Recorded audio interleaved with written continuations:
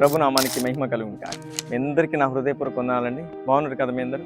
చూడండి, ప్రభు మరి దీన మనసు కలిగి ఉన్నప్పుడు, తగ్గించబడి ఉన్నప్పుడు, మరి ఏది హెచ్చుతనం కోరుకోకుండా, అందని వాటి కోసం నువ్వు ఆశించకుండా ఉన్నప్పుడు, ఒక ఆనుకదున్న ప్రభువే నిన్ను ఘనపరుస్తాడు, ప్రభువే నిన్ను హెచ్చిస్తాడు. ఆయన హెచ్చించినప్పుడు నువ్వు గొప్ప ఘనత పొందబోతున్నావు. ఒక మాట మీకు జ్ఞాపకం చేస్తాను. యోబు గ్రంథం 5వ అధ్యాయం 11వ వచనం, ఆయన దీనులను ఉన్నత స్థలములలో ఉంచును. దేవునికి స్తోత్రం కలుగునుగా. ఎక్కడ ఉంచుతాడు? ఉన్నత స్థలములలో. ఎక్కడ కింద కాదు, కుర్చీలో కాదు, సింహాసనం మీద కాదు, శిఖరంపైకి ఎక్కిస్తాడండి. ఎవరిని? దీన మనసు కలిగిన వాడు. ఒక పాస్టర్స్ మీటింగ్లో జరిగిన సంగతి ఏంటంటే, ఒక పాస్టర్ గారు మరి అక్కడున్న పాస్టర్లందరికీ ప్రార్థన ఇస్తూ ఉన్నాడు, వాక్యం పాటలు ఇస్తూ ఉన్నాడు, మరి చిన్న చిన్న వాటికి చెప్పి ప్రేయర్ చేస్తూ ఉన్నాడు.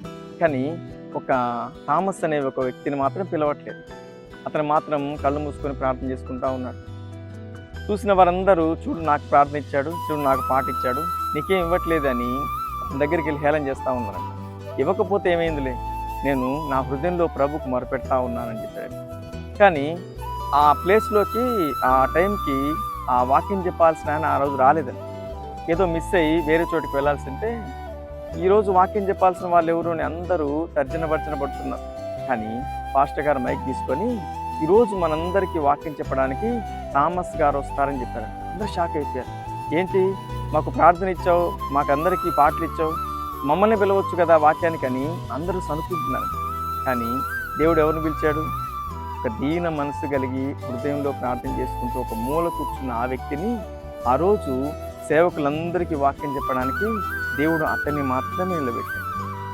ఈరోజు నువ్వు అనుకోవచ్చు, సంఘంలో నాకు ప్రార్థన ఇవ్వట్లేదండి, నాకు పాటలు ఇవ్వట్లేదండి అని నువ్వు సనుక్కోవచ్చు. కానీ ఎప్పటికీ అలా సనుక్కోకండి. దైవ సేవకుని ద్వారా ప్రేరేపించబడి ఇచ్చిందే నీకు ఘనతగా ఉంటుంది. కానీ నువ్వు గొడవపడి, నువ్వు అలిగిపోయి, నువ్వు ముఖం మార్చుకొని కూర్చునేది అది ఎంత మాత్రం నీకు ఘనత కానే కాదు. నీకెంత మాత్రం అది ఘనహీనతే. అలా ఎప్పుడూ ఉండకండి. దేవుడు తప్పకుండా నువ్వు దీన మనసు కలిగి ఉన్నప్పుడు, అన్ని విషయాల్లో వినయముతో కూడిన నీ ప్రవర్తన ఉన్నప్పుడు తప్పకుండా నీ పేరే పెట్టి పిలుస్తాడు. ఆ థామస్ గారు అక్కడికి వచ్చి మైక్ తీసుకొని బైబిల్ పట్టుకొని వాక్యం చెప్తా ఉంటే అక్కడున్న వారందరూ కన్నీటి పర్యంతమయ్యారు. ఆయన మాటలకు మరి హృదయంలో బాధ ఎక్కువైంది, వేదన ఎక్కువైంది.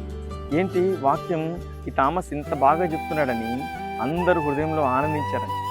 ప్రభువు మాట్లాడితే, ప్రభువు దర్శిస్తే, ప్రభు ఒక మనిషిని హెచ్చిస్తే అతడు అందరికీ గొప్ప ఘనతగా ఉంటాడు.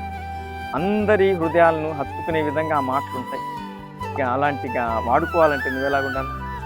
దీన మనసు కలిగి తప్పకుండా తగిన సమయంలో నిన్ను కూడా ఘనపరుస్తాడు, నీ కుటుంబాన్ని హెచ్చిస్తాడు, ఉన్నతమైన శిఖరం మీద ప్రభు నిన్ను కూర్చుండబెడతాడు. అలాంటి కృప ప్రభు మీ అందరికి అనుగ్రహించి నడిపించింది కాక. ఆమేన్. ఇందరి కోసం చిన్న ప్రార్థన చేస్తాను. మహాపరిశుద్ధుడా, మహోన్నతుడా, నీకు స్తోత్రములు నాయన. ఈ మాట వింటున్న ప్రతి బిడ్డలు తగ్గించబడి ఉండాలి ప్రభు, వినయము కలిగి ఉండాలి. ఏ విషయంలో గొడవ పడకూడదు, ఏ విషయంలో కోపగించుకోకూడదు, ఏ విషయంలో ఆవేశపడకూడదు. అలాంటి కృప ప్రతి వారికి దయచేయమని, దీనులను హెచ్చించమని యేసు నామములో ప్రార్థిస్తున్నాం పరమ తండ్రి. ఆమేన్. వీడియో చూసిన ప్రతి ఒక్కరిని ప్రభు దీవించి ఆశీర్వదించి ఉన్నత స్థలముల మీద ప్రతి ఒక్కరిని ప్రభు కూర్చుండబెట్టును గాక. ఆమేన్.